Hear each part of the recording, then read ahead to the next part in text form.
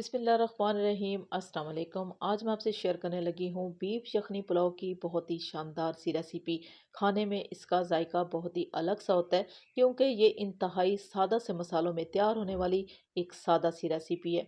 इसकी तैयारी के लिए हमने ज़रूरत के हिसाब से घी लिया है। अब हम इसमें शामिल करने लगे हैं 2 बड़े साइज़ के चॉप प्याज। अब इन प्याज़ों को हम फ्राई कर लेंगे हल्का ब्राउन होने तक। प्याज का कलर जो ही चेंज हुआ है तो हम इसमें शामिल करने लगे हैं लहसुन और अदरक का पेस्ट।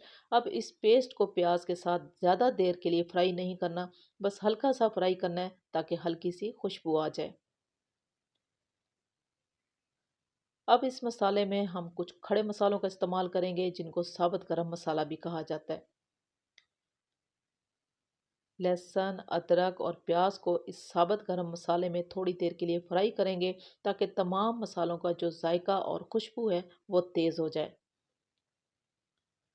खुशबू बहुत ही अच्छी आ रही है तो हम इसमें शामिल करने लगे हैं 1 किलो बीफ, जिसको हमने 90% तक गला लिया है।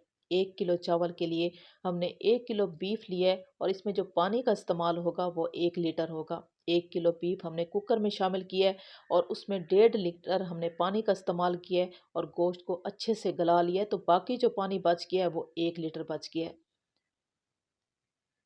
इसी के साथ ही हमने ज़रूरत के हिसाब से नमक का इस्तेमाल किया है ताकि नमक के साथ ही गोश्त अच्छे से फ्राई हो जाए और नमक का जितना भी जायका है वो गोश्त में शामिल हो जाए।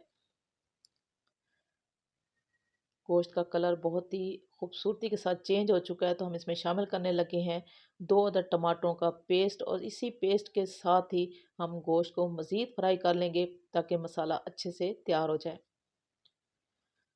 अब हम इसमें डाल देंगे चने जो कि हमने बॉईल करके फ्रीज़ किए हुए थे, वो हमने शामिल किए हैं और इसी के साथ ही हम चावल का इस्तेमाल करेंगे। 1 किलो हमने चावल लिए और नीम गर्म पानी में आधा घंटे के लिए हमने भिगो के रख दिए थे।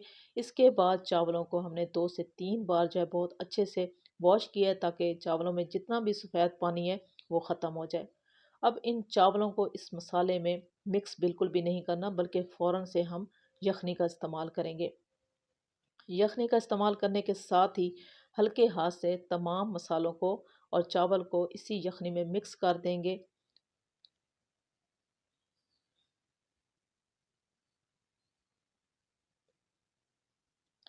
1 किलो चावल के लिए हमने 1 लीटर जो है वो यखनी ली है, वो हमने शामिल कर दी है। और जब भी आप चावल बनाएं, अगर आपको समझ ना आए तो फिर आप चावल शामिल करने के साथ ही जो पानी का इस्तेमाल करें। बस आपके चावलों से 1 इंच जो है वो पानी ऊपर होना चाहिए, तो आपके चावल बहुत ही बेहतरीन तैयार होंगे। हरी मिर्चों का हमने इस्तेमाल किया है, थोड़ी देर के लिए पकने देंगे तो इसके बाद हम लेमन जूस का इस्तेमाल करेंगे ताकि चावल जो हैं वो खड़े खड़े तैयार हों। अभी हम 30 मिनट के लिए दरमियानी आंच पे दम लगाएंगे और 30 मिनट के बाद आपको चेक करा देते हैं कि ये ज़बरदस्त से बीफ यखनी पुलाव किस तरीके से तैयार हुआ है। आप यकीन करें कि इसकी इंतहाई अच्छी खुशबू आ रही है और इसका जायका बहुत ही कमाल का होता है। आप इसकी लुक देख सकते हो और चावलों का दाना दाना देख सकते हो कि किस तरह से ये खिले खिले चावलों के साथ बीफ यखनी पुलाव तैयार हो चुका है। आसान और सादा सी रेसिपी मैंने आपसे शेयर की है। मेरी आपसे सिर्फ इतनी सी रिक्वेस्ट है कि आप मेरे चैनल को सब्सक्राइब कर दें, मेरी वीडियो को लाइक और शेयर कर दें। अल्लाह हाफिज़।